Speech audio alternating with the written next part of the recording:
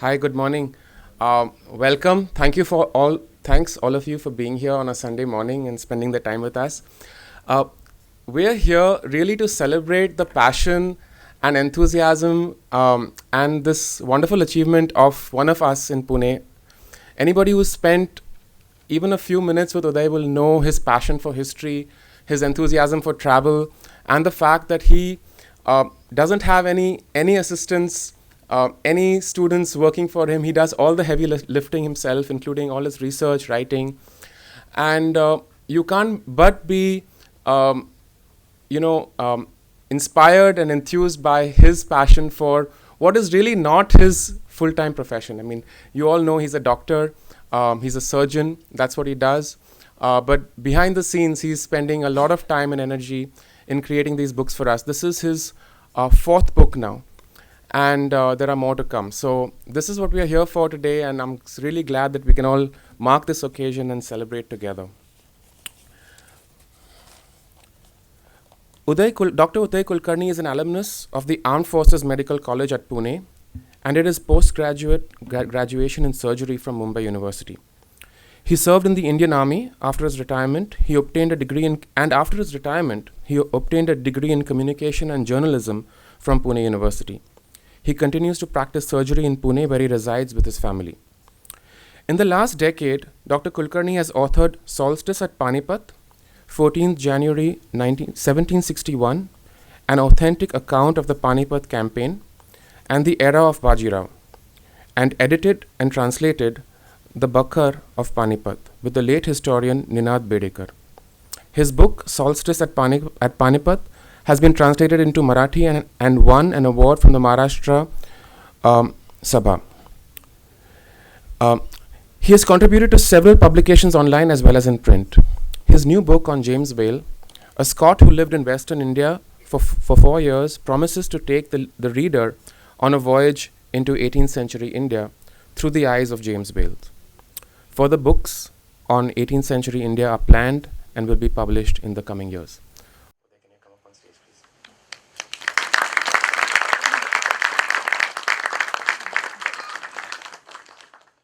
With us today, also to give a short speech and a short talk on Uday's work, is Professor Shrikant Pradhan from Deccan College.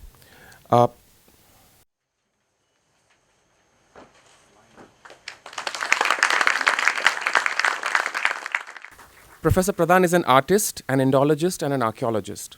He received his PhD from Deccan College in 2008, is a specialist in murals, and lectures regularly all over the country. Thanks for being here. Our chief guest today is architect Christopher Benninger. He's well known in our circles in Pune. First came to India in 1968 as a Fulbright Fellow, and moved permanently to India in late 1971 to start, on the invitation of architect Balkrishna Doshi, to start the School of Planning in Ahmedabad. In 1976, he founded the Center for Development Studies and Activities in Pune as a research and postgraduate teaching institution of the Pune University.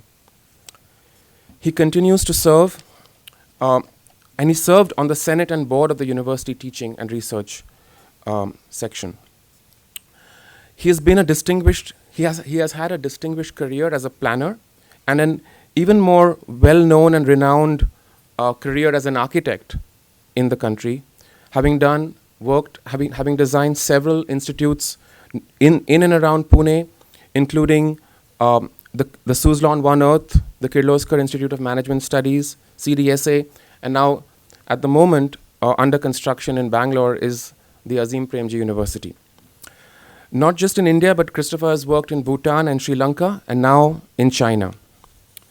He's written 2 books, one called Letters to a Young Architect, and his own monograph on his work. Professor Benninger has been honored with multiple Lifetime Achievement Awards from various institutes in the country. Christopher, welcome.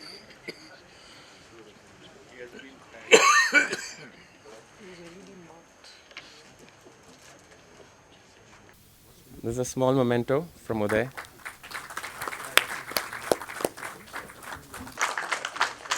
Yeah, I think I have to open it up because people will want to know what's here.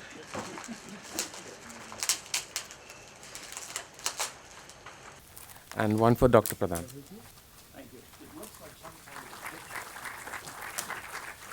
Can you guess?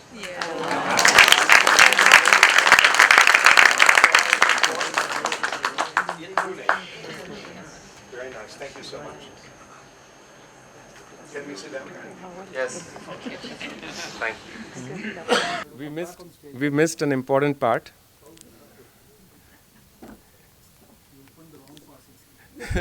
We've got one more parcel to open. That's the releasing of the book.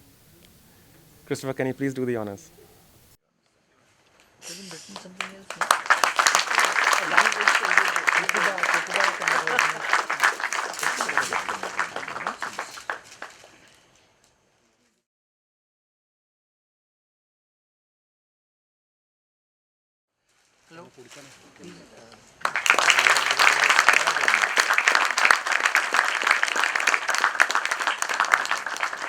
just sitting quietly over there. This was published by Mudra and by... Printed. What? Printed, not published. Well, printed. So we can pick out our books. Beautiful. Have a closer look. The book is called James Wales, Artist and Antiquarian in the Time of Peshwa Sawai Madhavrao, an illustrated chronicle based on original documents. James Wales came to India in the last decade of the 18th century as an artist and developed a passion for the antiques of India. His stay in this late medieval period was marked by painting for the nobility of the day and exploration of ancient caves of the country, of which he left copious records and pictures.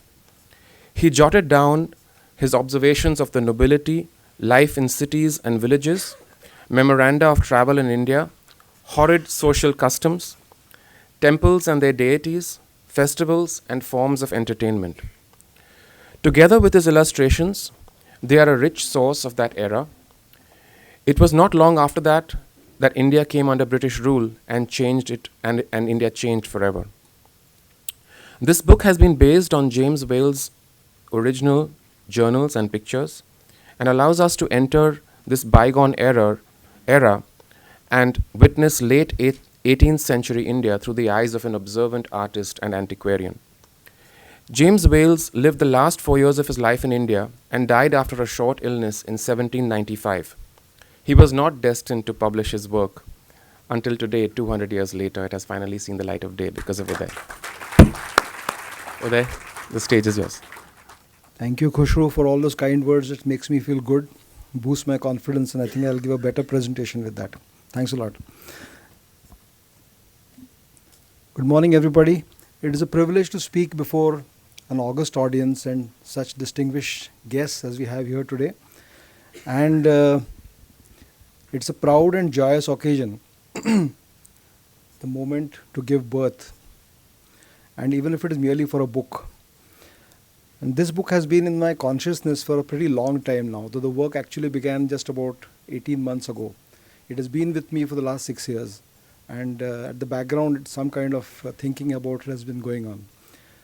But, and I hope it remains in your consciousness after you finish reading it also for a fairly long time. But let me plunge straight away into the topic of the day, because there's so much to be said and there's so little time. This book is again based on James Wales' journals and pictures, and it allows us to enter this bygone era and witness the late 18th century India through the eyes of an observant artist and antiquarian. James Wales lived the last 4 years of his life in India and died after a short illness in 1795. He was not destined to publish his work, and I hope that this work would meet his approval. During this 4 years' time, James Wales travelled a lot. He spent 1 year in Bombay, where he made a lot of pictures. His famous 12 views of Bombay have been made by James Wales. And then he chanced to meet Charles Mallet, who was the British resident in Pune and who used to come to Bombay off and on. And from Charles Mallet he heard that if he comes to Pune, he could make his fame, he could earn his fame and his fortune, because the ruling Maratha Empire's capital was in Pune. The Peshwa was here, and that is where he would get his rewards for his hard work. So he started on his way to Pune. Now, unfortunately, he never left a picture of himself. We don't really know what he looked like. He didn't draw a self-portrait as so many other artists do, and nobody else drew his picture either. So this is the only thing that comes close to what he might have looked like. Because when he was approaching Pune by an unused path today from behind Lohagarh Fort, across the village of Ambegao, which is now submerged in the Pauna Dam, and further down a small passage in the hill near the village of Done, where the road ends today actually. Then he comes to Wakad, where he has to cross the river Mula. And this picture was taken by his assistant, Robert Mebon, when he was crossing the river. And Wales remarks in his diary that 8 miles from the capital of the Maratha Empire, there are no bridges and there are no boats. And how do I cross over? So this is how he crossed over, along with the entire luggage in a kind of a procession across the river. These are all calabashes, a kind of a gourd or pumpkin which is dried up. They are all tied together in a net, and then there are boxes piled on top of which the passenger sits with an umbrella, and there are people around the boat who are escorting this entire procession across the river. So you can see that this was the mode of crossing rivers in 1792, and this is how Wales came to Pune. It is also noted that any messenger who carried his letters all across the country, he used to carry a pumpkin with him, something similar. So if he had to cross the river, he just strapped it to his stomach, to his abdomen, and went across the whatever rivers he came there. So probably it's a unique picture of the kinds of river passage crossings that were used at that time. Because in 1793, this was deemed to be too dangerous and was discontinued near Pune. So, unlike, as I said, he didn't leave any portraits, so this was probably the only one. And in an era when several great Indian and foreign artists came to the Indian landscape, you can just name a few, like there was Sitaram, there was Daniels, the Thomas and William Daniels, there was Nidamal in Delhi, there was Bhojraj from Rajasthan, there was Sabaji Anand who was in Pune, there was Henry Salt who came in the early 19th century, and all these people left their records, and they were published and they lived to see them being published. James Wales was a man who did his job and simply disappeared from the scene. As often happens, some efforts were made by his kith and kin, his daughter and his son-in-law, the illustrious Sir Charles Mallet. When he went back to England, he completed his famous Darbar painting. And even today, he remains an elusive entity. So, this book is an effort to put him before his paintings. And it is not much help that most of his famous paintings are not on exhibition in any of the galleries that they are located in. This famous picture, which Wales in his diaries writes, upon which I wish to rest my reputation. He spent a lot of time on it. Eventually it was completed by Thomas Daniel. And this book is securely in Tate Britain's vault. And it's not easy to see. You have to take a special permission to go inside it and view it and so on. And then there's again one large, which you see on the cover of the book, the large Nana Phadnis and Sawai Madhavrao painting, which is about 7 feet high, as big as this door I would say, which is there in the Royal Asiatic Society in London, which is again a very uncommonly visited place. Very sleepy place I call it. So these are the challenges to really see his paintings. And this picture was taken when I went there 2 years back, and these two are very eminent historians. This is Gordon Johnson, who was the Vice Chancellor at Cambridge, and he was also President of Wolfson College. This is Randolph Cooper, who's written a wonderful book on the Second Anglo-Maratha War. And this is the picture. This will give you an idea of the real size of what this picture is like. And it's larger than life, and it deserves to be seen, and that's why I put it on the cover of this book. There are other pictures too. The British Library has a vast holding of James Wales paintings, especially about his paintings of the caves. But again, they are not easily available, and in high resolution even more difficult to get. This is a picture of Mahatji Shinde, which is in the British Library. Again, when I went to see it, I had to take special permission to see it because it was in the vault of the British Library. The curator who accompanied me there made me stand on the stool because she was interested in knowing what is written on the left, beside the left eye of Mahatji, which of course you could only read partly because it's not very clear. I don't think James Wales would have known the script properly. So this is the challenge to see James Wales' work. And of course this picture, I would say it's a bit of a tragedy, and Dr. Pradhan will bear me out. This picture was in Pune. It's been in Pune from 1925. Before that, it was in the governor's house or office in Bombay. In 1925, there was an exhibition in Pune for which a lot of paintings were shifted from the governor's house to the government house in Pune, which is today's Pune University. And there it remained from 1925 to 1949, when the university was actually started. And it was there till about 10 years back. People who were passing by used to see it. But for the last 10 years, this picture is nowhere to be seen. So it was touched up sometime in the 19th century. And that's why it doesn't really look very classical James Wales. The artist was Mr. Lewis, who came here in 1870s and he repaired this picture. But now I believe it has been irretrievably damaged. And I made strenuous efforts to see this painting because I go to the university for the last 25 years as a surgeon and I know the people there. But for some reason I could never see the picture. And I believe it might be damaged in the sense that it might be torn also. So that is, I think, a symptom of lack of awareness on our part about our heritage. But there are some very beautifully preserved paintings. Now this is at Calcutta.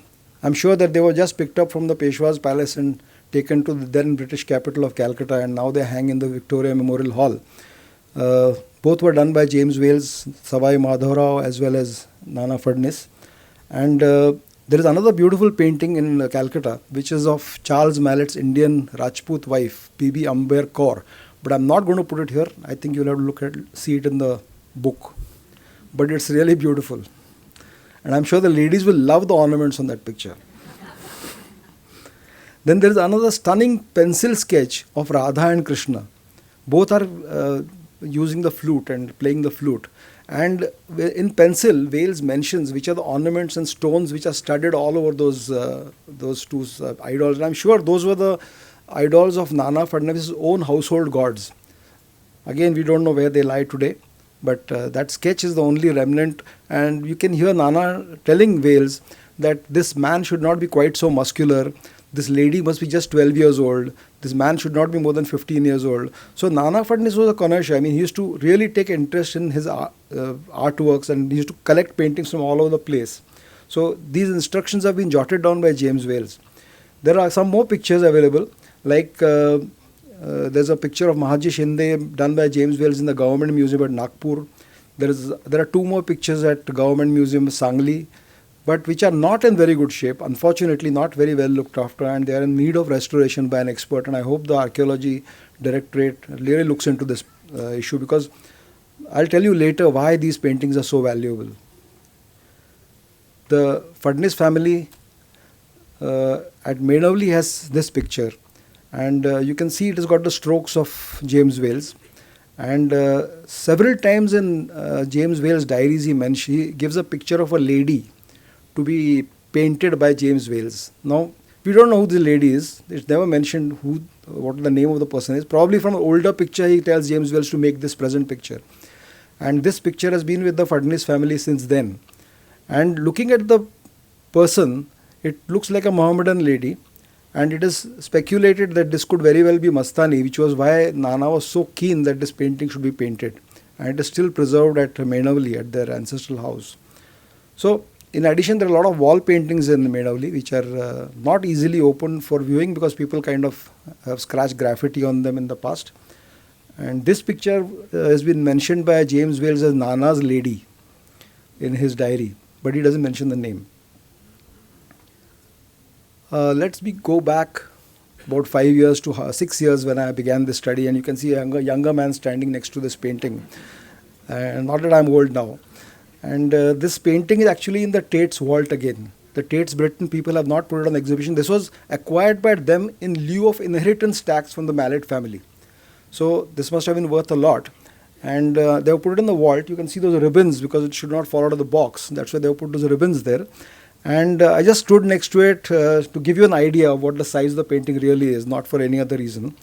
And again, after this, shortly after this in 2013, when I went to the Royal Asiatic, I discovered that other painting when I had gone to pick up the documents for the Bakhar of Panipat, which was the complete document which gave the entire Bakhar 80 pages. That is when I found the other painting which is on the cover of this book. And again, at that time itself, in 2013, I acquired a soft copy, high resolution soft copy, which I have used for the book now. So it has been in the back of my mind because these pictures are very attractive. They are the only representations of what the Maratha Empire once was. I have a small theory about this, that today people are interested in the history of monarchs in the past who have left monuments which are still standing to this day. That's why we discuss so much about the monuments of Delhi and the dynasties who built them. And unfortunately, Pune, though it practically the entire 18th century was ruled, the de facto capital of the Maratha Empire was Pune, right from Kumaon to Kaveri and from Katak to Atak. That's what I like to use, those 4 words. In spite of that, there's very little to show. For one, all the forts were destroyed systematically after 1880, then 1857, and these pictures have all been taken away to England, though they were paid for by the Peshwa at that time. So this is the situation that we find today, and that's why nobody knows that there was such an empire, and our school education doesn't allow anybody to learn that. So this is the problem that James Wales has in making himself known to who he was and what he did. Now, after that, I kept looking for more information, and I found that there's a whole collection of James Wales, of all places in the US, in the Yale Center for British Art in Yale University. And I sent them an email sometime in 2014 that can I have that collection, because it is all his journals. When he spent those 4 years in India, he wrote his journals, and those journals were acquired from the Mallet family by a man named Paul Mellon and given to Yale University, where they are lodged even to this date. So they said they have not been digitized, it will take another 6 months. And 6 months and 1 week later, when I sent them a mail, yes, they have been digitized just last week. I'm just giving you this information because that's how precise they are in their programs. And when I asked them for the pages of all the journals, they said we'll send it to you. And in 2014 we had a dial-up internet connection, and each page was 73 MB, and I had to download it in 7 days. So I put several friends of mine on the job that you take this file, I'll take this file, and somehow or the other I got an extension from them also, and somehow or the other we managed to get this whole thing down. And then when I saw this handwriting of James Wales and saw that there are about 200 pages of this kind which required to be transcribed into typed text on Microsoft Word, I was a little bit hesitant about starting this work. And ultimately, who else was going to do the laborious job except yours truly? So finally I had to wait, and I started off on my next book, which was The Era of Bajirao, and James Wales went on the back burner in 2014. 2016, The Era of Bajirao was published, and I started my next book, which was sequely to Bajirao. And I wrote 40,000 words, finished 10 chapters, when one day, suddenly Dr. Pradhan came into my clinic. As you have heard, I also practice surgery. So when he came there, I just happened to show him the Wales manuscript, and he chanced to see this picture in that manuscript. And the date given there was 20th December 1792. That is the time he was traveling from Pune to Bombay. He stopped over at Carle, or as he calls it, Equira, and he made the sketch with measurements. And he said that this deserves to be published. He was very emphatic about it. This paper has to be read. So I said, no, I plan to make a book out of it. So next thing I knew was sometime in April or May last year, my book, which was a sequel to Bajirao, was kept aside, and I started work on James Wales. And now, of course, I'll start the next book in January this year. So this was one of the earliest archaeological drawings, and I'm sure Dr. Pradhan will speak more about this picture. Then when reading the books, there were a lot of abbreviations, 18th century English, his handwriting, these were the first challenges, but there were also abbreviations. Why superscript C? The banks of why superscript C, Mula being the river. So I asked a lot of people, and finally, of course, Google Baba came to my help. And I realized that this is the 18th century abbreviation, which means the, THE. So then I could fill up those blanks wherever it has mentioned Y superscript C as being the. So it was the banks of the Mula. So several places these kind of problems came up, and that's why the book progressed very slowly, and it took me nearly 3 to 4 months to get it. But there are 6 more folios of the Wales collection which had not been digitized by Yale, and it was not a priority for them to digitize them. So finally a friend of mine in New York, Rajendra Marathe, he came to my rescue and he said, I'll drive down to Yale and get down the pictures for you, get all pictures for you. So I took permission from Yale. He went down to Yale University with his camera, and he took another 150 pictures and sent them to me. Those came to me in January this year, and again I had to start the laborious process of transcribing those into text form. But in those pictures, I found some very valuable pictures like this one. Now, this one on the left is a picture of James Wales showing the position of the husband and the wife when the wife is going sati. And he has described them in his journals, but this kind of sketches were available in those 6 folios. Or this is one of the pillars very commonly found at the Kanheri excavations. And he measures them in inches, 1/8 of an inch. So that's how precise this person was.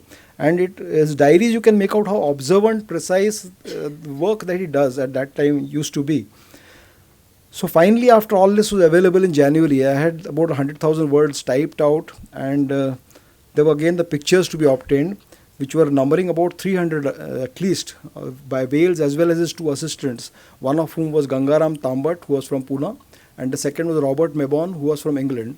Robert Mebon, of course, was an unhappy soldier. He came here in the army. He wanted to leave it. With the help of Wales, he got out of the army. He was a very good draftsman, and James Wales employed him as his assistant. And he made a lot of pictures too. So with the text in place, I had to summarize all this, what is available with me, and correlate the pictures with the text. And that is how this work began. And that is how gradually this book really took shape from the beginning of this year. I have visited several places. Now this here, you can see, my friend Kedar had come with me. This is a pass in the Don village. This was formerly the road. There was one road which came from Khandala via Talegaon. There was another road which came behind the fort of Lohagad, past Ambegaon and the village called Done. Now today if you go to Done, the road ends here. There is nothing beyond this village because this passage has been abandoned. Only very tough trucks can probably pass this way. The other side. Other side is Tung, Tikona and the Pavna Dam. Then I also went to Nana Fadnis's drawing room here, which is being renovated and redone by the Pune Municipal Corporation. And this is probably the hall in which James Wales first met Nana, about which he has described the meeting in his book. I had already visited Ellora, I had visited Elephanta, I had visited Karla Caves, I had visited Kanheri, I visited Mandapeshwar, I visited the XR Virgals, Pataleshwar. So along with some experts, sometimes Sandeep Daisarkar, I think he's here with me today, I went with him to Kanheri and Mandapeshwar. And so all these places I had to see, which I had not seen in detail earlier because I really didn't find the time to go and visit them. Though I stayed in Bombay for a dozen years, I never went to Elephanta. So this is the first time I went there. And my friend Adil was there and accompanied me, boosting my morale all the way. And he's here today. Then I began to compile the book. Now, of all the pictures available to me, there was one lacuna which kept kind of bugging me, and that was this picture. Because when he came here in July 1792, James Wales had to first prove to the Peshwa that he was an artist of note. And he could not have done that by just saying that I'm an artist, so give me work. So what he did is, he had this is Sayyid Nuruddin Hussain Khan, who was a Persian translator, come Wakil in the residency. So between July and August, he asked him to pose for him, and he completed this picture, in his words, in high finished style, as a specimen. And in the first week of August, he took it to the Darbar, and immediately people saw this picture. They were so impressed, they gave him a shela and they gave him 350 rupees, and the same evening he got commissions to paint the pictures of Nana Fadnavis and Haripanta Phadke, who were the 2 generals, who was the general of the Peshwa at that time. But where is this picture? This was also called a Haji. And the Haji's picture, the last mention James Wales makes was he sent it to the Nizam to show that this is for sale, do you want to buy it? But there's no further mention about it because 1795 James Wales died. A black and white rendering of this picture was printed in 1921 in one book and in another book in 1989, but both those authors were dead and the publishing house had closed down. So there was no way I could find where this was coming from. Next thing I did is I launched a global search on Twitter. Very useful social media sometimes, and that anybody knows anything about this picture, please let me know. This was, I think, sometime in August this year. The deadline for printing Sujit had given me was 15th of October if I want to release it on 24th of November. So everything had to be ready by 15th of October. So 23rd November, I'm still looking for this picture, and nothing happened for 1 month. There's total silence until there's a scholar named Holly Sheffer who was here in Pune some years back. She's now a lecturer in Brown University in the US, and she sent me a mail with just one line in it. Uday, the picture has emerged, and a link. So I went to that link and found it has been placed in auction at Bonham's. Now, it was placed in auction from the private collection of Princess Aliyah of Jordan, At that time, the book was already being composed because it was September. And suddenly I got this book information. Now, how do I get the picture from Bonhams? Bonhams doesn't know one small researcher sitting in a city called Pune. So I started sending mails to everybody. I mean, I tried people whom I knew in the diplomatic corps, tried Jordanian embassy and see if we can get to the royal family there.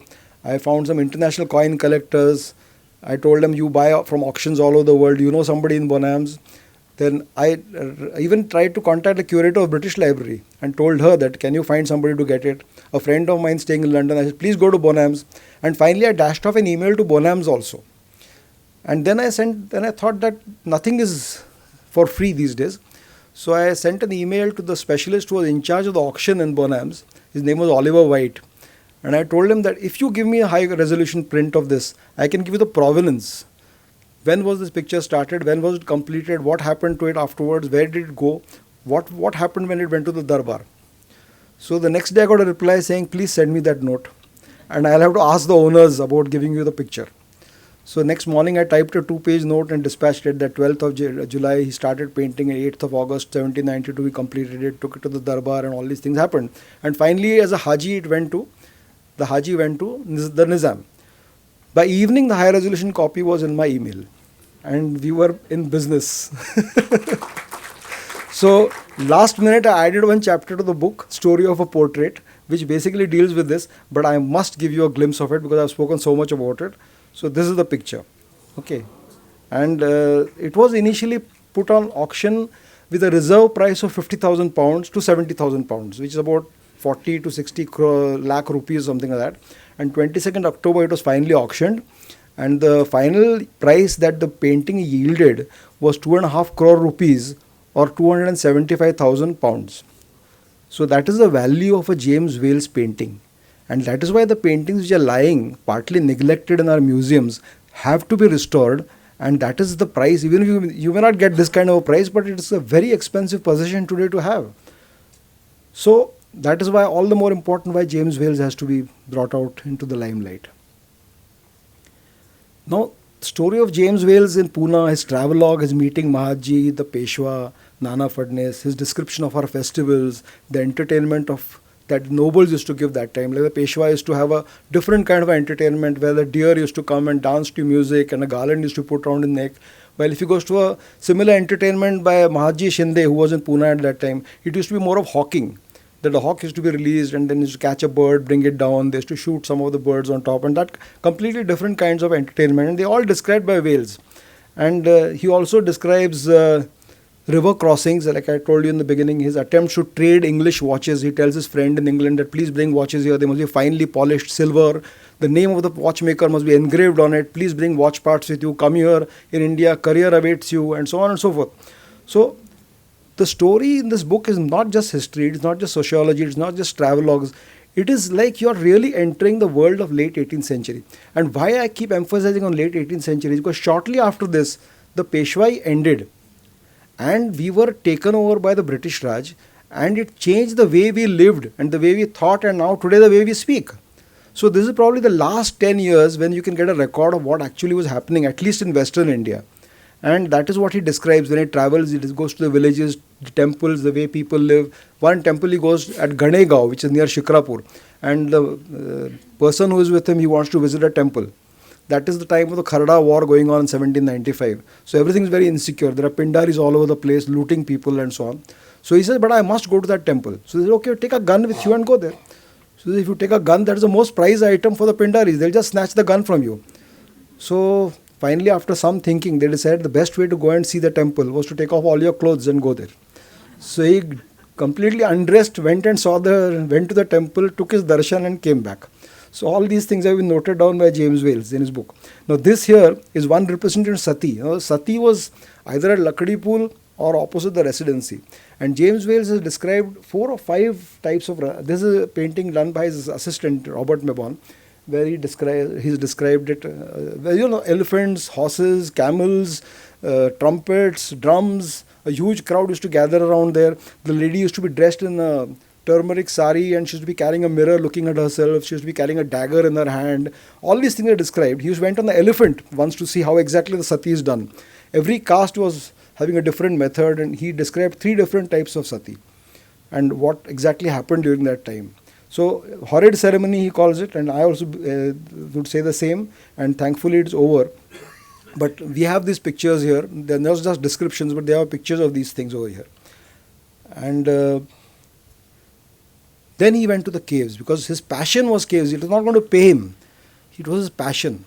And he was planning on a grand book on the antiquities of India. So he went to all the caves of Sashti, which had been described by innumerable Western visitors because Sashti is near Bombay. And Sashti was captured by the British in 1774. So Mandapeshwar, Kanheri, they were all available to them. Elephanta was even before that, it was available to them. But this time, he also travelled to Ellora. He travelled to Pataleshwar. He travelled to Karla. So all these caves on this part of the country, he was probably the first or the second European visitor to visit them, document them, measure them, and to draw wonderful pictures of all these things.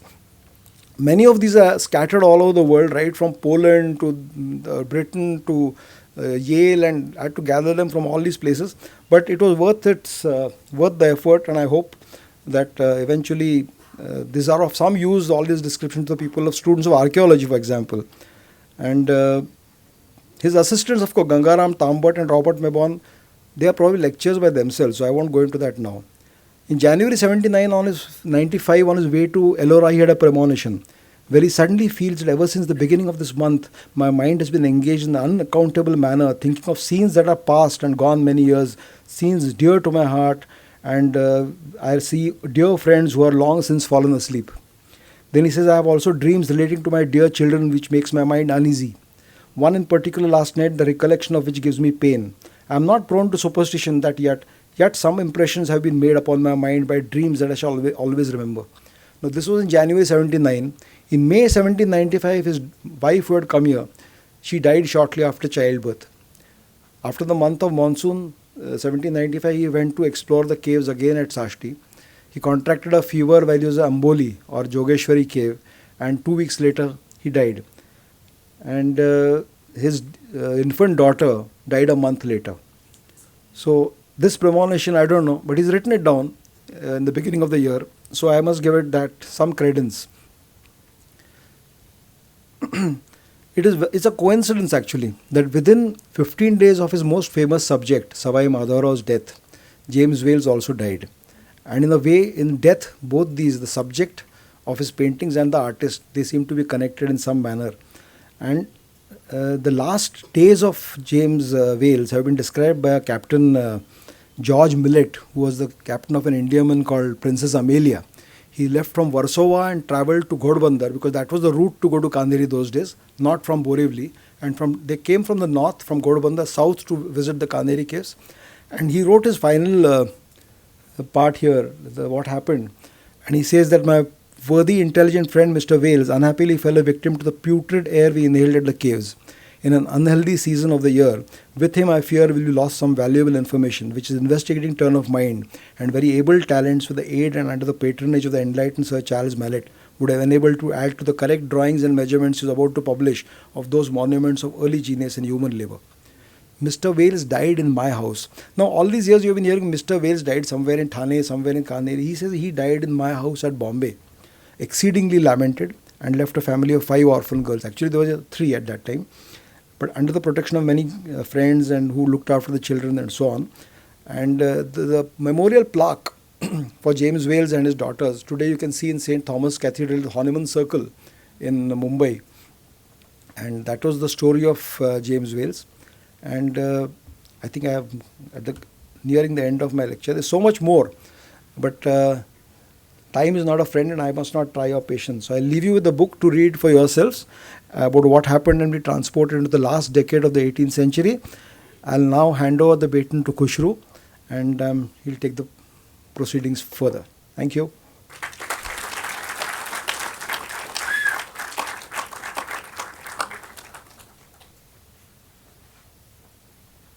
That was an amazing summary of so many years of work, and really taking us through all the travels and the tenacity that it takes to produce a work like this. We just take it for granted. It's 350 pages in a book, 250 pages in a book, but what goes behind it? And thanks for sharing that story with us.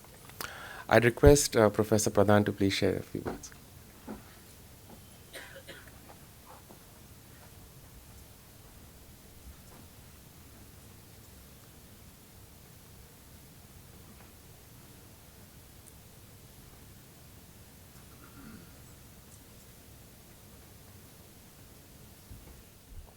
Namaskar. It's a great privilege me also to talk something about James Wells, and I think the background and about James Wells, Uday Kulkarni sir told us about very detailed, but I am not going to take all those details. But as an archaeologist and as an art historian, just a student, I found there are a number of things in between the lines that I am going to tell you, or that I am going to just show you. I'm not going to tell you everything from that book, because once you will buy this book, definitely you will find number of things are here in this book, and we'll go through that also. So now, actually, how he started from Mumbai or Bombay. So this is the route. But why I'm showing this map? Because if you'll see, from Bombay, then Belapur, Panvel, Chowk, Khopoli, Khandala, Fort Lohgad, then Talega, Done, Wakad, up to Pune. As a student of rock cut architecture of Western India, I found he is the first person who discovered or who noted all those even big and minor excavations in this route actually. When he started from Khopoli, he also noted the temple, Khireshwar I think.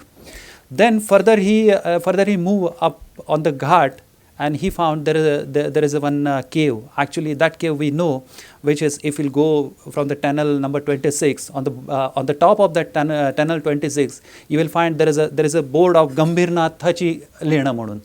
Actually, that was the point when he turned up from that point, and he noted that there is a cave.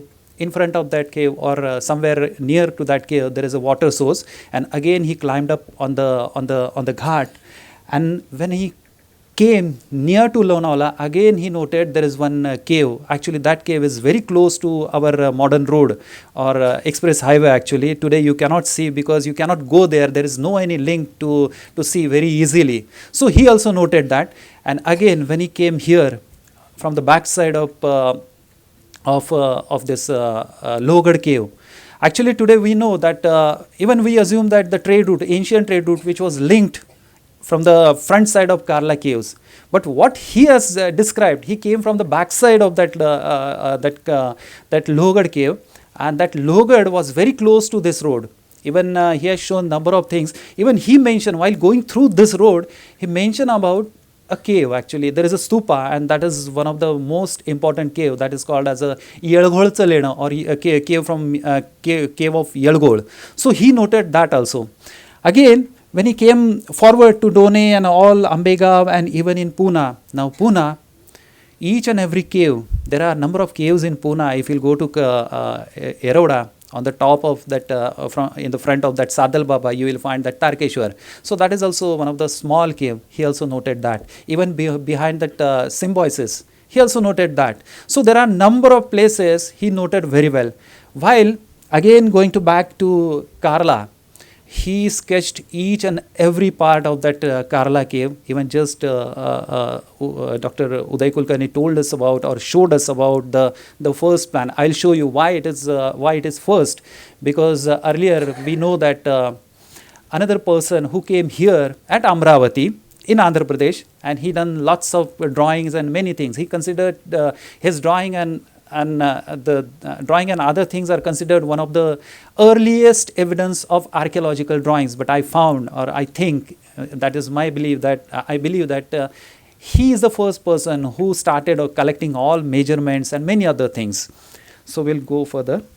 So here we'll go to Kailas. Actually, when he went to Kailas, when he saw that, first the next, which is named the Kailas, and further he made this drawing. Actually, this is not actually his drawing, because he made all those sketches very minutely, and later it was painted.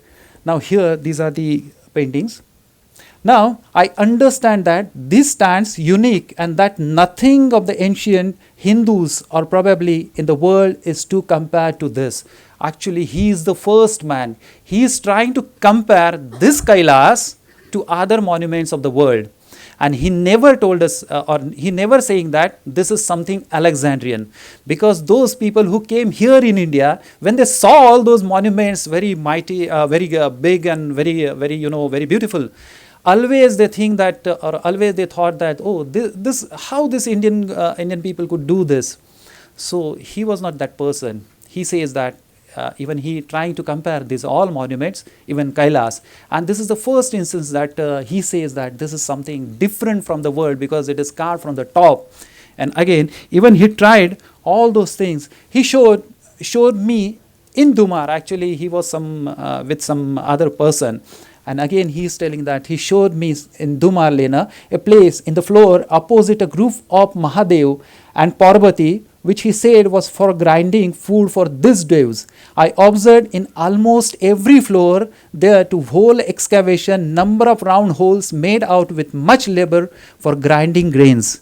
Now, why I am showing this? Because we archaeologists and art historians very much behind these potholes. Everywhere you will find or everywhere you will see these potholes are there. Still we are puzzling why this happened or why this made. Actually, he observed, I think this is, he is the first person who observed this, and he noted. And when he found there is one myth that this is for grinding. Still, if you go to Ellora or somewhere else, people will tell you the same story that these holes are for the grinding. But I don't think that is for grinding. Now here there is another picture. Actually, here you will see in those days how this Lena or Dumar Lena was in water, and the garbage and many other things are there. Now here the figures and indeed every part but the floors of these wonderful works have been coated over at least half an inch thick, and many parts which more. Actually today you cannot see this, but earlier maybe there must be some flooring which he observed. So today you cannot see, but he is the first person who observed that, and he noted. So these are the few links one can if you wanted to try to understand what exactly happening in the architecture, rock cut architecture in late 18th century. Today everything is destroyed, but I think this is the evidence, and this is not evidence written by someone else. Actually, this evidence is written by an artist. At least he can understand what exactly it is, whether it is a flooring or any other thing. Now here, he is also trying to correlate all our drawings or all our monuments to even European things. So this is Giovanni Battista. He was a great Italian artist and all. Tintal. Actually, he is trying to this Tintal. Now this cave is also called as a Tintal. Now the Tintal, the front view brings forcibly into the mind all these things, noble palaces in Rome, which are to be seen in. So he is trying to compare that, and actually this is the comparison how he is trying. So he is knowing each and every part or each and every monument from other places in Rome also. Now here, view from Dukumbar or Dumar. This is the northernmost cave or some high station commanding a prospect of the well of Ellora hill and the excavation. Sketch of the valley and village of Ellore or Erol, take from Dukumbar. Now here actually he deputed Gangaram also. Just sir told us about Gangaram actually. And Gangaram was an artist. Actually earlier he was doing his traditional painting in the Indian style. But when he came under the influence of James Wells, he tried to do something in European style. I think he was the first person, means James Wells, who introduced European art in Pune actually. And there were number of people, not number of people, but even we have evidence that Gangaram was actually very much learned from him. And first he tried to understand European artists, and he mixed both that Indian style or Maratha school of painting and Western school. Now here, this is the very beautiful scene from one side of this. Now all those plans, he made these plans, view from the inside of the great excavation, then Do Thal, Teen Thal, and Raun Ki Khai or Ravan Ki Khai, and you will find all those names still. You can call each and every excavation still like this Ravan Ki Khai, then Do Tal, Teen Tal, and many others. But he made number of drawings of these. Now here, memo of what to see in all the caves, the plan, length, breadth, groups of figures, Dash Avatar, then 10 Avatar, then Dumar Lena, two plans. So he made number of plans also. So he has actually he was very keen about doing plans, even with measurements. Even this also. Inscription at Teen Tal, he copied exactly inscription. So this is the only evidence we have. This is the only one of the earliest evidence, which is I copy actually, he made. Now this is the plan of each and every cave. Still today you call all those caves by name what he gave in those days actually. There is one very good story about this. Actually, there is a Vishwakarma cave. He called that Vishwakarma. Now today that Vishwakarma is very famous for its beauty actually. Even in those days, the cave was considered as one of the very beautiful cave. Why there is a story actually. He has written that story. Why it is called so beautiful? Because if you'll go and if you'll see inside the cave, there is a Buddha image. That is in the Vyakhyana Mudra actually. Now this particular mudra, all people in those days started that this is something beautiful, sundar, changla, and that's why this cave turned into the beautiful, one of the best excavation of that Ellora caves. So these stories he mentioned, and when a person is mentioning such a story, it means that he is trying to understand what exactly this architecture is. Now this is that cave. If you go inside, you will find this mudra and all. Now these are the drawings made by Gangaram also. Even James Wells guided him. Now Gangaram, to trace the this internal views of caves, the internal views of Rameshwar also, and there even Mebane and all other people were there also. So it means that there were a number of people who were working under James Wells' guidance. Now this is Gangaram, and there is an inscription, or there is a written on the top of this about his guru and Gangaram himself. I think this is one of the first sketch of an artist from Pune actually. So this is his work. Now number of pillars, number of pilasters, height of roof, doorways, breadth, height, everything he has mentioned very keenly. Everything. This Nishesh, then apartment of Dev, apartment of the Ling of Mahadev. So this is two thal, do thal. Now within this row of pillars there are many heaps of small stones evidently collected from throwing at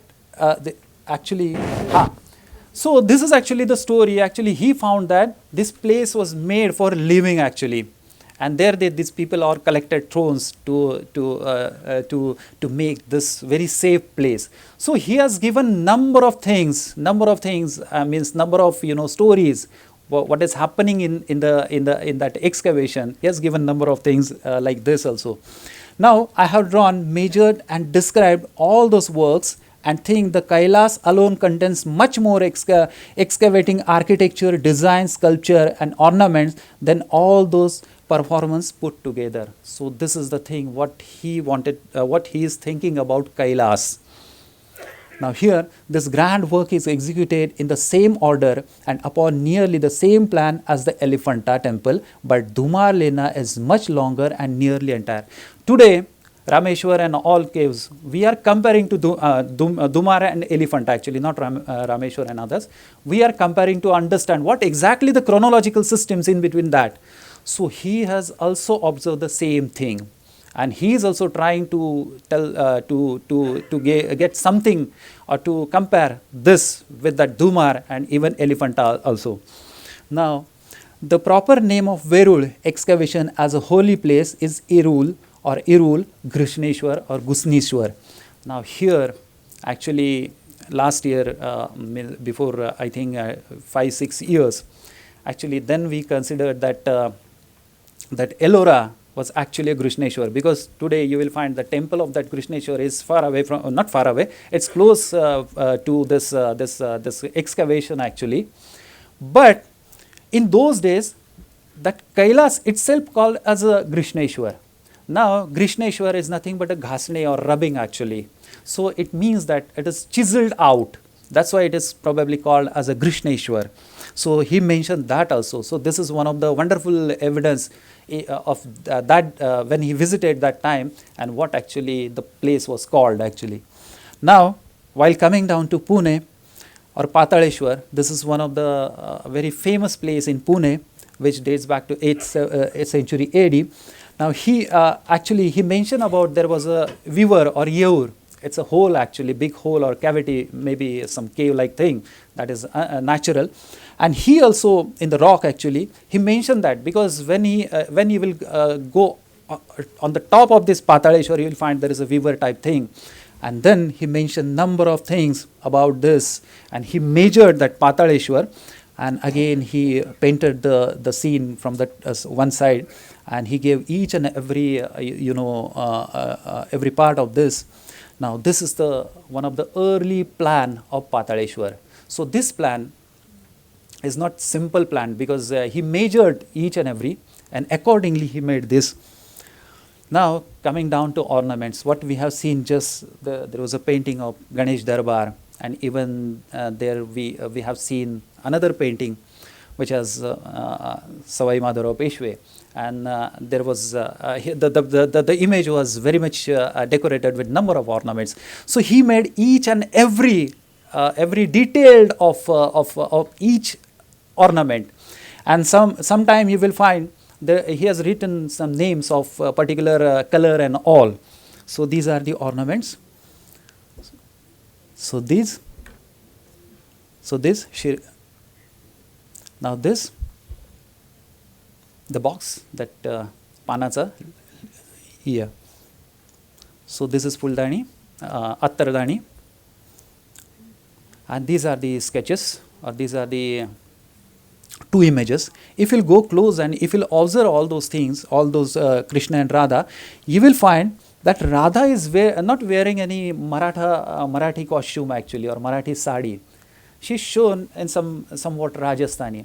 Now, if you'll take this evidence, and if you'll think about the contemporary miniature paintings of Maratha, actually these Maratha paintings are just emerging out, because so that time you will find all those influence has been taken from Rajasthani school, and again after that you will find all those Maratha paintings turn into their own style. But before that you will find everywhere, in number of painting you will find the costume was not actually Maratha, that is Kashtechi sari and all, but here you will find the faint line of Radha, and each and every ornament is very, very, very keenly drawn. And there are number of written thing about what exactly color of particular mani or particular ratna. Now this is, you will find all those ornaments are perfectly painted in the painting. So it suggests that before painting this, he studied each and every part of ornament, each and every part. He has made very, very minute observation. Even you will find that Attardani and that Panasadaba, or the box of that pan, so kept in front of this painting. So this is that darbar. Fortunately, I had an opportunity to copy this painting, and I copied this as 6 feet by 4 feet. That time I understood how Daniel, and even before that James Wells, made all those sketches very keenly. Even on the top you will find there he has painted Dasha Avtaras. Now these Dasha Avtaras are very perfectly painted. Why? Because if you compare all those, if you take each and every part of one avatar, you will find the same Avtaras are painted on the walls in somewhere in Vadas actually, even in Pothi also. So he has collected number of information from Vada, Pothis and many other things. He made all those sketches, and accordingly he provided that material. But unfortunately, before he couldn't complete this, and after that, Daniels completed this painting. But most of this painting is based on his sketches as well as his paintings. So these are the groupings. So there you will find how this group is exactly painted by later artists. So this is, we discussed about this, and how the same person, same Khan is painted in his painting. So Kerala caves, coming back on Kerala caves. Now these are the sketches, and these all sketches are very very perfectly done with measurements. You will find these are the measurements, and even the inscriptions on the pillars, very perfectly written on his sketch actually. So all those inscription at Carles, you will find very very nicely engraved or carved on the pillars. But here, each and every stroke of Brahmi inscription is perfectly written on that. If you will go close, definitely you will read that if you know Brahmi. So he has not actually he has not only made eye copies or randomly sketches, but he made perfect sketches of each and every inscription. Even in that side also, he gave some measurements of width and all. Now, here there is a Mandapeshwar. So this is a photograph of Mandapeshwar. Now, Mandapeshwar, there is however some obelisk that I saw near Mandapesir that seems very hard to account for, to discover for what purpose or upon what occasion they were made or put there.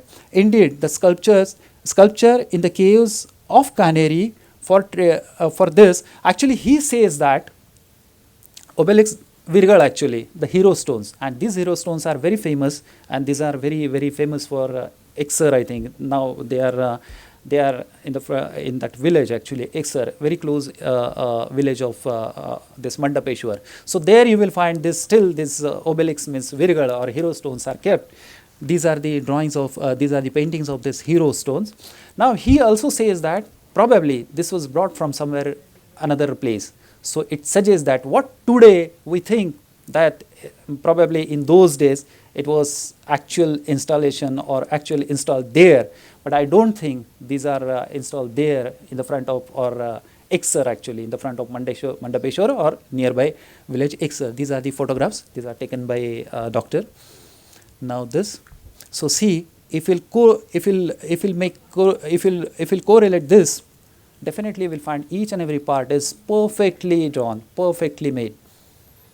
Now Kaneri, the roof of the temple, which is an arched from more than a semicircle, has been seemingly supported with by 31 inches. So he has actually given all those details, and he mentioned about the wooden beams which are there actually.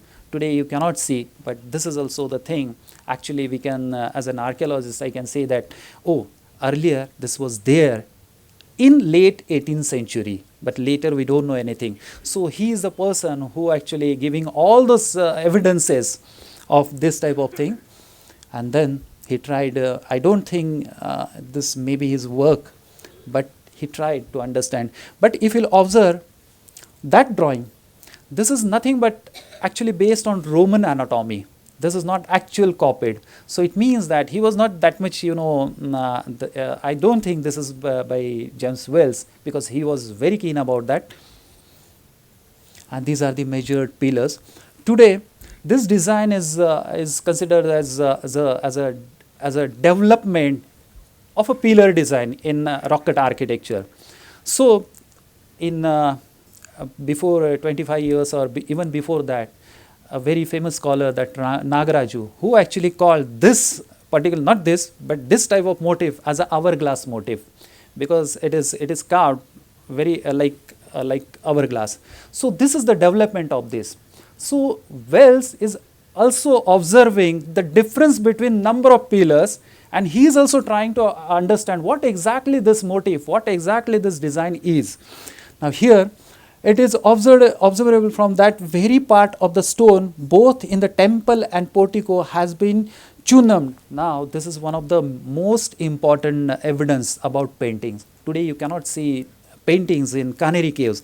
There are very few traces on Canary Caves, on the ceiling of Canary Caves. But he mentioned about in those days everywhere the paintings were done on the ceiling, on even. So this is the evidence of paintings. Still today you can see in Canary Caves. This is only the evidence you can see that platform. Now he is telling about number of other evidences about platform and many other things. Now he sketched how the tiling and all joined to each other. So he made a very small sketch in this. So when you will find this, actually this is nothing but a locking in the tile to each other actually.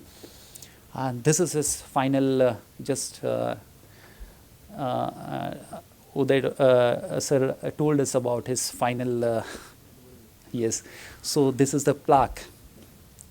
Now coming down to Amravati. Now Amravati Stupa is located in Andhra Pradesh. Now here in 1796, when Colonel Colin Mackenzie actually he discovered this. Now he is the person. Just remember that 1796, and he made all those sketches of Amravati. It's this and even this. Now these sketches are considered one of the earliest archaeological drawings by archaeologists.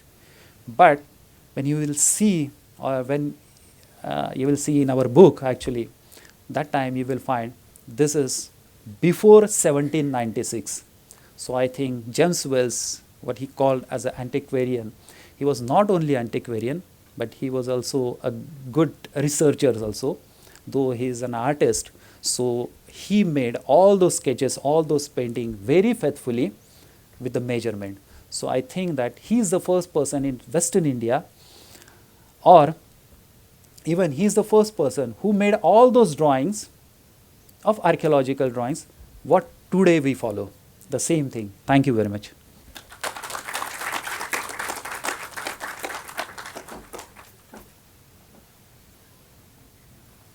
That was just wow. I mean, I had goosebumps listening to your sharing and situating this story, this book, within sort of the background, the backstory of how this, behind the scenes of what happens. Thank you so much for sharing that, Professor Pradhan. And we are definitely going to have you come back and share more of your research and work with us. That was just amazing. Christopher, I'd request you to say a few words.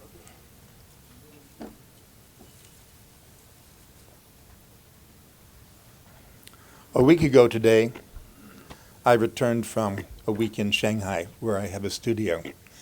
Before leaving, I had asked Professor to share the book, and he was able to do that this past Monday. And I must say, yesterday was my 77th birthday, and I must thank you for the most wonderful gift of my 77th year was the book and this program today, where I've learned so much. Now, he put this task before me to speak, and somehow my mind went back to April 1968, when my professor of economics, who had been the ambassador to India, John Kenneth Galbraith, called me as a student to review a paper I had written. And when I came into his office in the Littauer School at Harvard, he said, I have a dilemma. I've been asked to write the foreword to the new edition of this set of books, 6 volumes, by James Mill, The History of British India. And he said, I don't know what to do. Should I admit that I've never read these 6 volumes? Or should I read them? So he said, then I think what I'll do, I'll speed read the 6 volumes and I'll write the foreword. So faced with a similar dilemma, I speed read the book, and I decided I better not talk about the book because Professor Pradhan is going to be here, so I won't do that. But I've been interested in the Deccan since I came here, actually since I met Professor Bawa, Besant Bawa, in around 1973. He has the Center for Deccan Studies in Hyderabad. You all probably know about that. And he has a journal that he still puts out. And there was Professor Kulkarni, A.R. Kulkarni, and others in Pune, and I used to read Balkrishna Gokhale's book on Pune in the 18th century. As an urbanist, I was interested in that. But I noticed that there's a sort of a dichotomy between the university professors. I have a friend, Richard Eaton, who's in, I think now, Arizona, who writes voracious, tremendous work on the Deccan. And there are people like Stuart Gordon, another friend who wrote The History of the Marathas, which is a great book. And of course, as an architect, I know George Michel very well, who's done extensive work. But it always bothered me that these people took the limelight. We met when William Dalrymple came several months ago. That's when I met Doctor for the first time. And I'm always disappointed when the Ferengis are dominating the local scene.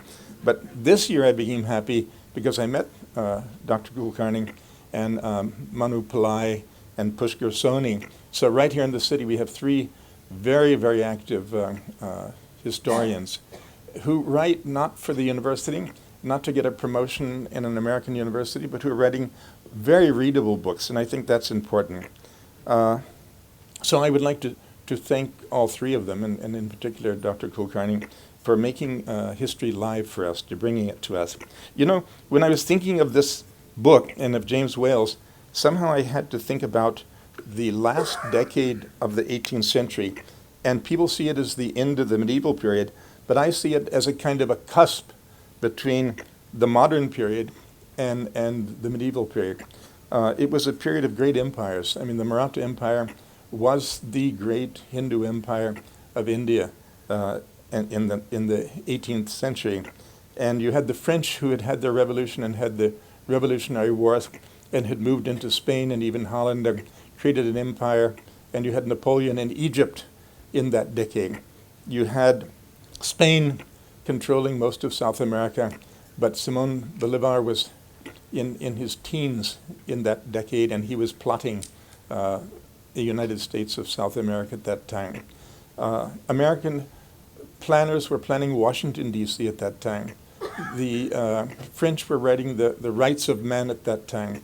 The British were extending into China. They opened an embassy in Beijing in that decade, and they conquered Ceylon and moved into Australia. So it was a decade of huge changes. It was a decade of new technologies. The rifle was replacing the gun, and I always theorized that's why the Marathas lost the Kirki battle, that the British were using this atomic weapon called a rifle, and we were using muskets and guns.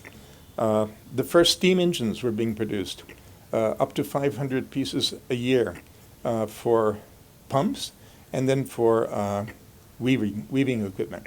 Now, so that decade really was not a decade of the medieval period. It was a decade of tremendous changes, and I think that's really when the modern age started. And I think it's a decade which is under-studied, under-discussed, and it's very important. I always like to theorize that in starting around when the Portuguese set out into the world, they started something called ocean empires. All the empires up until the Portuguese and then the Spanish and the Dutch and the British, the empires were land empires, like the Maratha Empire or the Manchu Empire, which incidentally in the last decade had extended into Burma and Siam and even Nepal. It was one of the largest empires, probably the largest empire in the world at that time in terms of population and in terms of area. So that was a period of empires, and all of those empires were to change the world. Something else interesting, I think Malthus wrote his book on population explosion. This is something we imagine is something of our period of time, but actually the Chinese population, I think from 1650 up till about this period, would have gone from 100 million people to 300, and in the next 50 years it added another 150 million people. So there was a population explosion in Asia, and that actually resulted in the downfall of the Chinese empire eventually. And you had Malthus writing his book on the theory of population. So that was a very important decade, and I think it's a decade we need to even discuss amongst our friends more diligently. Now back to painting and what we're talking about. I always have a little interesting view about the painters who came from Britain. They didn't have Google back then. They didn't have drone spy planes, no? And the British were desperately trying to build an empire at that time. They were trying to take their ocean empire and turn it into a land empire. And this was where a real clash started. Up until the British, the Dutch and the British had been trading along the cusp and the edges between land and ocean empires. But the British suddenly got this idea in their mind, maybe when they had lost America and Canada was still there and they were getting into Australia and Ceylon, that they should also have a land empire. So you have huge changes taking place at this time, which interest me greatly. Even some diseases, I think smallpox vaccination was invented in this decade. So we think of it as a medieval time of people who were very superstitious, etc., but it was also a time of great changes and great really new thinking about human rights, etc. But these painters, I think, were the eyes of the empire. If you were in London and you wanted to know what was happening in India, you only had these paintings. You didn't have any other source, really, of understanding what the empire was like. And I think there's always an overlap between the residents of different states at which the British had located residence, between the governors, and their interest in painting was very much as a kind of a document, as empire builders, to understand what is this land we're trying to take over, what does it look like, who rules it, what are the habits of people. So anthropology started emerging in the 19th century as part of a system of understanding cultures which you wanted to dominate. So I'm not trying to be negative. I'm not saying these painters had hidden agendas, but I think they were genuine artists and they were beautiful painters, but I think a lot of their backers were people who wanted to understand cultures in areas that they could not. Now, when I see James Whale's, it makes me think of something. I don't think there's any modern photographer who could catch in a face what James Whale could catch in a face. I think that's a unique contribution of these painters. When you see the paintings of the Haji, it's not just a picture where you can see his hair and his beard, but you can get an idea of his personality.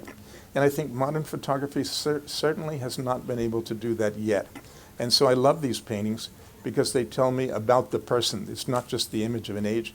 It tells me about the person's personality, his life, and it gives us a window into a period that we need to know more about. So Dr. Kulkarni, thank you very much, and I appreciate your book, yeah?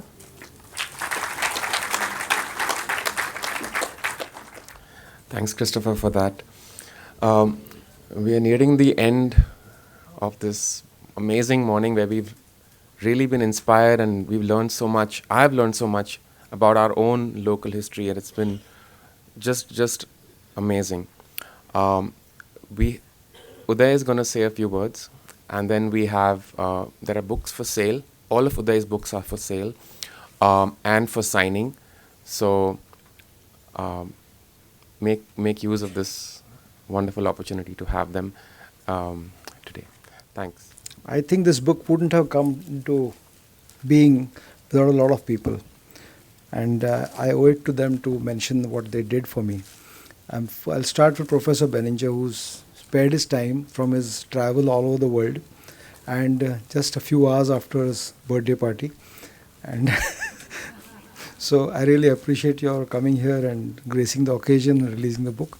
Dr. Pradhan, of course, he's the scholar, he's the expert, and he really threw fresh light on what I have written, something which even I didn't know. Khushru has been a friend and a constant encouragement, and anybody interested in knowing more about the book, he's having a program on the 30th in the Loft Forum in Booty Street. And Ram, of course, who's curated a wonderful gallery, which inspired me actually to invite Christopher here for this, because obviously a person with liking for art can appreciate art. And first and foremost, I would like to acknowledge the contribution of the Yale Center for British Art, without whose cooperation this book just couldn't have happened, and Maria Singer and Laura Collett, who were there, and my friend from New York, Rajendra Marathe, who went down to Yale and got the remaining folios photographed for me. The British Library in London, huge number of pictures. They cost a lot, so I couldn't get all of them. but I could get most relevant pictures for the book. Sanket Kulkarni in London, Anuradha Godbole in Perth, who helped to liaise with the Mallet family and get permission for pictures from the Dellington House in England. The Archaeological Survey of India, Director of Maharashtra State Archaeology, Dr. Tejas Garge, the Fadnis family for their pictures, Holly Schaeffer of Brown University. I have mentioned all the contribution of these people. There is the Royal Asiatic Society of Great Britain and Ireland for the cover page and the picture which we just framed. And Kathy Lazenbat and Ed Wies were the librarians there, who actually, Kathy is the person who gave me the Bakhar of Panipat, and she's the person who gave me the cover picture of this book. And she's retired now, and Ed Wies has taken her place, but both are very, very helpful people. Dr. Jayanta Sengupta of the Victoria Memorial Hall, he's the curator there, who was very helpful in getting me these pictures. Dr. Swapan Chakravarti and my friend Brigadier Atin Brajbasi, who helped me to contact him. Tate Britton, the Asiatic Society of Mumbai, who dug out a picture of the elephant upon an elephant, which was published in 1797, which is there in the book. And the Bhau Dajilat Museum, where the stone elephant of Elephant has now been transported and which is there in their premises. The Polish Academy of Arts and Sciences, which have got a large collection of James Whale's paintings. The S.P. Lohia Rare Books, who lent me the Bombay views, which he drew in his first year in Bombay. The Bonhams, London, great contribution, one whole chapter. Mr. T.C.A. Raghavan was the ambassador. Diplomatic channels whom I tried to get it. Malini Roy from British Library, Aniruddha Godbole, Randolph Cooper, Dr. Adil Irani and Dr. Jacob Matthew for help in Bombay, and Bharat Gothoskar, Manjiri Bhalerao, Dr. Ranjit Deshmukh, Sandeep Dahisarkar, Dr. Kedar Phalke and Amit Paranspe. They've all helped in various ways, and I've written down what they did for me. Giles Tillotson, who is an art historian, a very famous one, who's authored plenty of books. He is in fact curated an exhibition of Thomas and William Daniels paintings in the Red Fort in Delhi, which is going on for one full year, 144 pictures. A section of those pictures are James Whale's pictures, and I couldn't think of anybody else in India who could really write a foreword for the book. So I approached Giles, and he was very kind to take time off to write it for me. Sonia Khare, who's here, and she's the copy editor and my sounding board for all the books I write, and she tells me whether the book is up to the standards that it should be. And Sujit, I think I have to give much more time to Sujit and Mudra, because this book would not have been of the quality it has if Sujit and his team had not put in so much effort for it. And I must name not just Sujit, but the people who really worked for me. Rohini, who actually helped me design each and every page. What are the size of the pictures, the fonts, the size of the which picture should go where, and the final production done by Amod Boite and Yogesh Davade, who were, I was ringing them practically every day, small things to be fine-tuned and so on. And Mudra, I think they are doing a wonderful job. All my books have been published by them so far. And it shows you what an Indian press in Pune can do. We don't have to go to some big names for getting good quality work. Medha, my wife, Yash, Saili, Suhas and Swati, Shembhavnekar, my clinic staff, Suvarna and Reshma, who are here to help today, and Ram, the Bhandarkar Institute and the president, Bhupal Patwardhan, who have been so kind to give this hall and put up with more number of people than they allow usually. And most of all to my readers, who allow me to indulge in this passion of writing more books, without which this wouldn't have happened. Finally, I hope James Ailes would be happy, and wherever he is, approve what I have done. Thank you very much. Fantastic. Thank you so much, Uday, for allowing us to have this morning. If you hadn't worked so hard for this, we wouldn't be here today. So, and this gift, I think this gift for the city, and for so many historians, art lovers, archaeologists, architects, I think it's just a tremendous gift for all of us. So thank you so much for that. Books are available for sale, and as Uday mentioned, he will be speaking a longer talk, it'll be a much longer and detailed talk the next Saturday at the Loft Forum in Camp. You can get all the details at theloftforum.org on our website. And if you got a glimpse of what Uday can do in 20 minutes, Imagine a 1.5 hour talk by him. It's just amazing. Hope to see you there next Saturday. One last small pleasant duty that I have to do, and that is to felicitate and thank Khushru for all the time and effort he has taken to keep us here and to moderate this event.